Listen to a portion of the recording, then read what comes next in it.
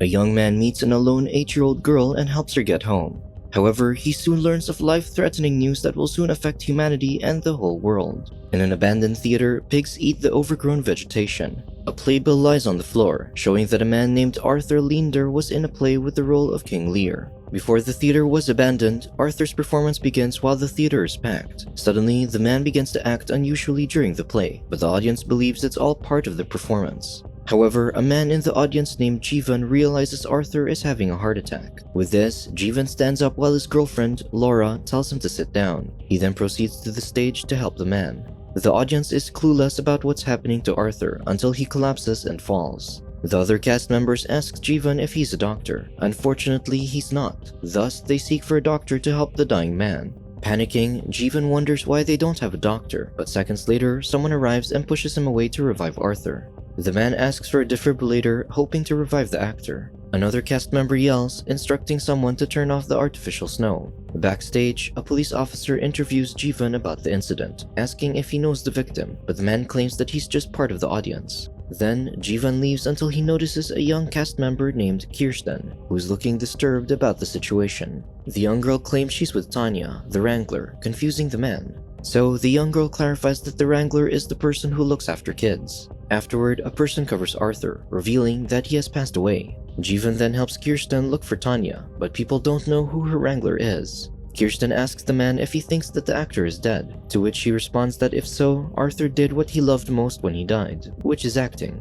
Knowing this, the young girl claims that acting is also her favorite. Seconds later, Tanya arrives and leaves with Kirsten, so Jeevan returns to the theater and grabs his things. He messages Laura, saying that Arthur died, and asks if she's in the lobby, but his girlfriend already went home since she's not feeling well. When the man goes outside, he encounters people arguing about the death of Arthur, saying that the actor died due to dehydration, but another one disagrees since she claims it was a heart attack. Surprisingly, he sees Kirsten alone again. He asks where Tanya is, and she responds that the Wrangler is in the ambulance with Arthur. Concerned for her safety, Jeevan asks how she goes home, to which she claims that she takes the L, also known as a train.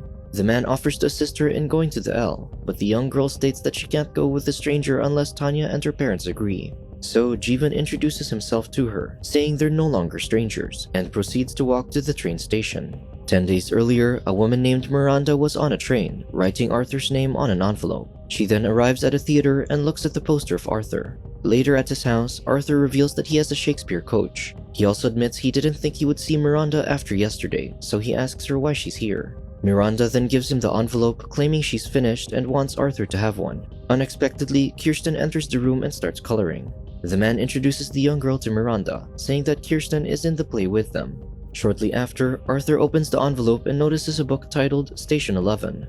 Kirsten asks who the man on the cover is, to which Arthur claims that the person on the cover is the one who ruined his life. Back to the present, Jeevan and Kirsten arrive at the train station. He calls Laura to inform her that he will be late since he needs to accompany Kirsten to her house. Meanwhile, the young girl grabs her cell phone from her bag, revealing that the Station 11 book is with her. Jeevan suggests saving her battery since her phone is already low, but she ignores him. He then jokingly asks if she'll die if her cell phone runs out of battery.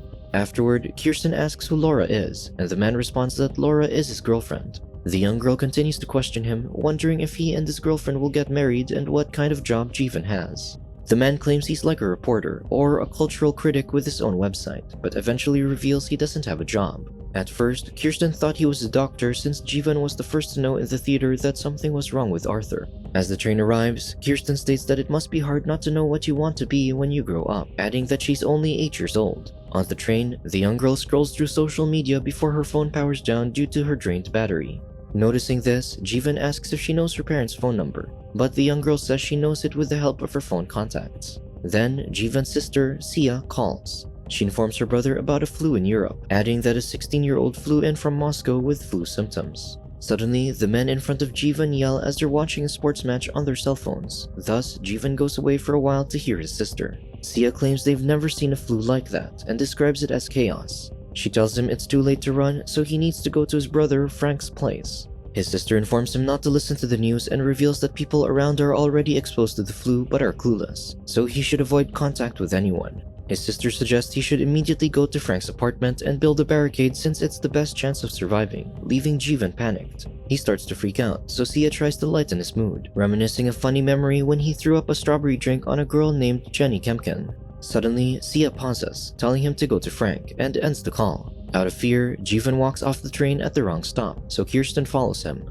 After the man calms himself down, Kirsten informs him that they left the wrong station. Since they're unable to get back on the train, they end up walking to the young girl's house. On their way, Jeevan watches the news about the flu on his cell phone. Kirsten jokes around, saying what he told her about his phone battery dying, but he ignores her. The young girl asks if the man could slow down since there's snow in her boots, making it difficult to walk. Then he tries to call his brother, but to his dismay, no one answers and he proceeds to voicemail. The young girl reveals that she thinks Tanya and Arthur are in a relationship. Finally, they arrive at Kirsten's house, so she hugs Jeevan and leaves. However, she can't get in because her parents aren't home and Tanya has the keys. Meanwhile, Jeevan tries calling Laura again, but she doesn't answer, leaving him frustrated. When Jeevan finds out Kirsten can't enter her home, he asks if someone in the world cares about her so that he can take her to them, but unfortunately, she claims that it's Arthur. So the man suggests she'll go with him since he can't leave her alone.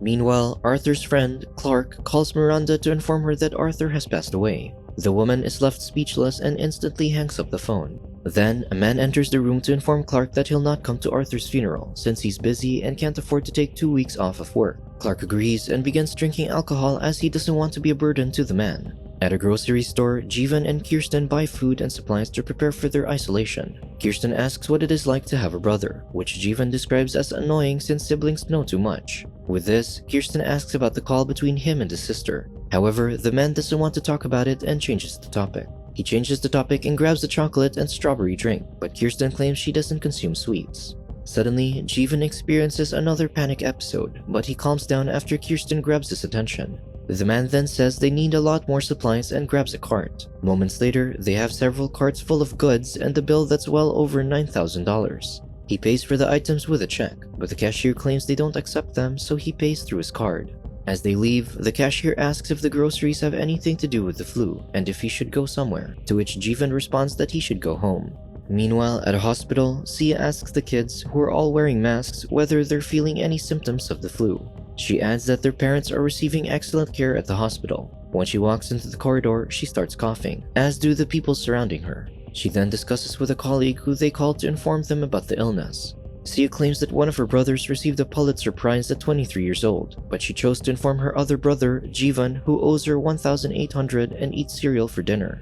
Upon arriving at the buzzing hospital's main office, Sia learns that the CDC still hasn't made an announcement about the spreading illness. Soon after, Sia and her fellow co-workers talk about one of their patients who died from the flu as they walk out the building.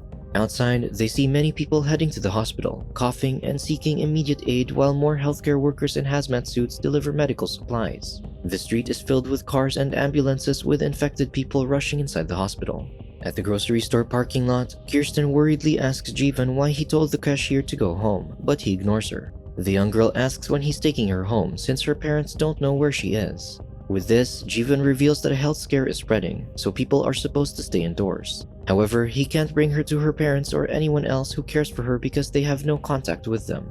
Left with no other choice, Jeevan makes her decide if she wants to take a cab to go home or if she wants to spend the night at Frank's apartment. He can't force her to come with him since he claims it's kidnapping, so Kirsten must decide for herself. After a moment of silence, the young girl thinks about her decision but ultimately chooses to go home. So Jeevan asks if she has enough money for a cab, which she has. As she walks away from him, Jeevan realizes the right thing to do. He calls Kirsten and pretends that her parents consented to her staying with him. He says her parents got stuck in Lake Forest and tells her to come with him. Additionally, Jeevan claims he's wrong about the world ending to ease the young girl's fear. Afterward, the two walk to Frank's apartment with the carts of supplies. Along the way, they notice a car bumped into a tree, so Jeevan approaches it and notices an ill man inside the car. The man inside tries to open the door, so Jeevan pushes the door immediately to close it and instructs him not to open it, saying he has a kid with him. He promises to call an ambulance and rushes to leave the place with Kirsten. As the two reach his brother's apartment, Jeevan tells the security guard his brother's information and lies about Kirsten being their niece. The guard then calls Frank to verify the information. Fortunately, the guard lets them pass, so they proceed to the elevator. Suddenly, a woman tries to get on the elevator with them, but Jeevan refuses to be in contact with other people because of the flu. When they arrive at the room, Frank is surprised that they have plenty of groceries, so Jivan frustratingly reveals that the world is ending. As Jivan explains the situation to his brother, Kirsten walks up to the window and looks out at the city. Suddenly, they hear a plane approaching and they watch it narrowly miss the apartment and crash to the ground nearby. Witnessing the odd occurrence, they consider following Sia's advice to shut themselves inside and build a barricade. With an ill voice, Sia calls them, saying that she's glad that her brothers met. 8 days later, Jivan and Kirsten decide to go outside the apartment. The place now seems abandoned and the security at the front desk is frozen dead. In the streets, everything is covered with snow, and the two decide to go to the lake. Meanwhile, someone listens to Jivan and Kirsten in outer space using radio frequencies. Many years later, Kirsten has grown up and is reading a book in a deserted place. Suddenly, a man calls her, saying that they'll be rehearsing again. It appears Kirsten is reading the book Station 11. Subscribe to watch more videos like this, turn on notifications and leave a like to help the channel out. Thank you for watching.